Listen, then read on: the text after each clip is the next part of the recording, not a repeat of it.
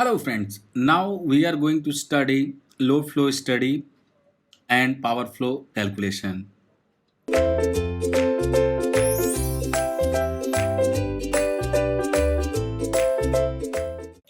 Basically, we will understand why do we do load flow study, and after that we are going to the formula of power flow calculation in terms of voltage angle and voltage magnitude.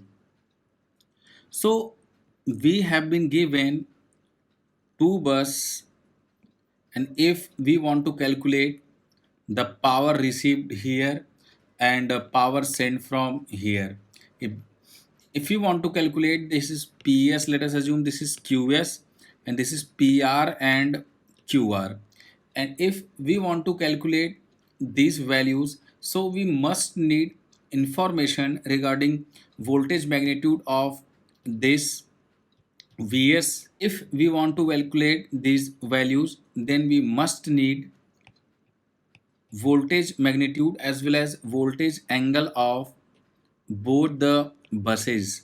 So what we need to do is, first, if we want to calculate the active and reactive power flow through the transmission line, then we must have the information of voltage magnitude as well as voltage angle of both the buses. So what is basically a load flow study is, load flow study is solution of power system network under steady state condition. First, always keep in mind low flow study is a steady state condition subject to certain equality and inequality constraint under which system operate. It means if we are doing any analysis, then we must have been given few equality and inequality constraint, then we have to consider those point. Now these constraint can be in the form of reactive power generation of generator, as I have discussed in classification of buses, and tap setting of tap changing transformer.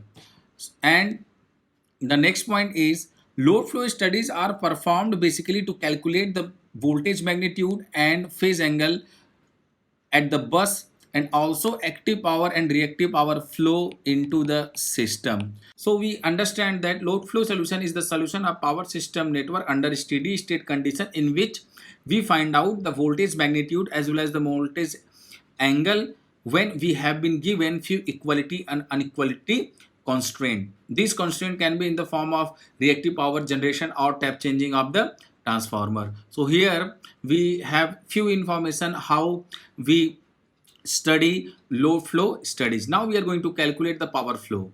So let us assume we have two buses for which this is R and this is XL.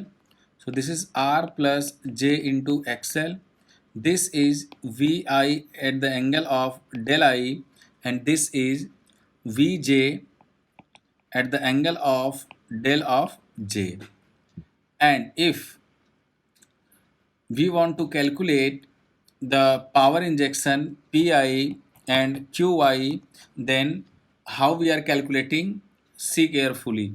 So if we are writing here Z is equal to R plus J into XL, so first we will calculate Yij. This is Zij, so Yij will be equal to 1 upon R plus J into XL. So by multiplying R minus JXL numerator and in denominator, so we can get Yij is equal to R upon R square plus XL square minus J into XL upon R square plus XL square.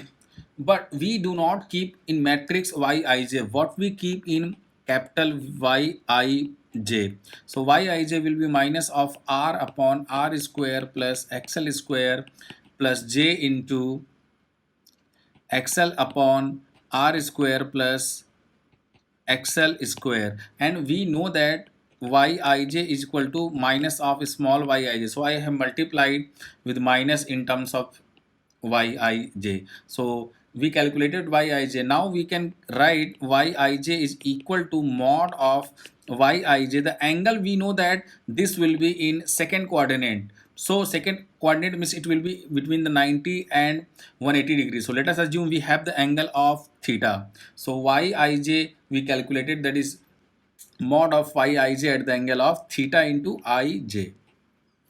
So this, and now if we will write the value of SI, so SI will be equal to, so the SI will be equal to VI into II conjugate, and we have calculated the value of I1 is equal to Y11 V1 plus Y12 V2 plus Y13 V3. I have taken 3-bus system, so we can write in terms of I. So the value will be j is equal to 1 to n yij vj when the variable is j. If we will put I is equal to 1 and j is equal to varies from 1 to 3, so directly we can get this equation. So the I conjugate, if we want to write, so SI conjugate will be VI conjugate into II. So we do not need to conjugate this whole value, only we have to conjugate this I value. So PI minus J into QI, directly I can write that magnitude of VI at the angle of minus del I into II, that is j is equal to 1 to n yij and vj. So I'm going to put all these values. So pi minus j into qi will be equal to mod of vi at the angle of minus of del I, and here it will be j is equal to 1 to n yij. I can write mod of yij angle of theta ij, and vj we can write vj angle of del j.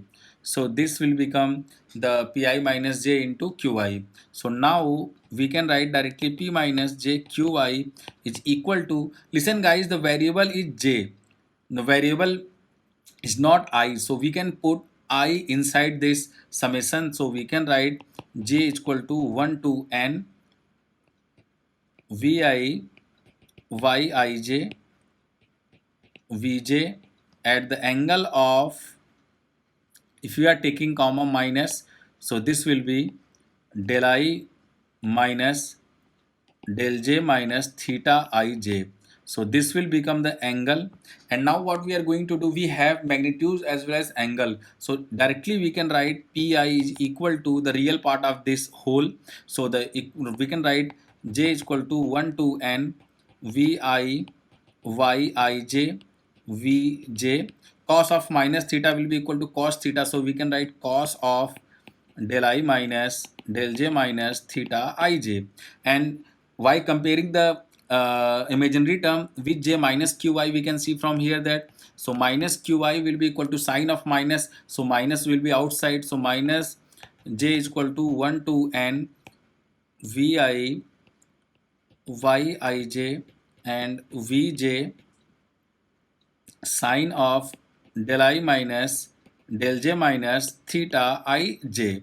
So clearly we can see from here that this is the power flow equation pi and power flow equation qi. Basically these are the injected power, active power and injected reactive power in terms of voltage magnitude as well as the montage angle of all the connected power system. So here we have studied about the load flow study, basically the introduction of load flow study, why we do load flow study, and the formula of power flow calculation. So here it is all about this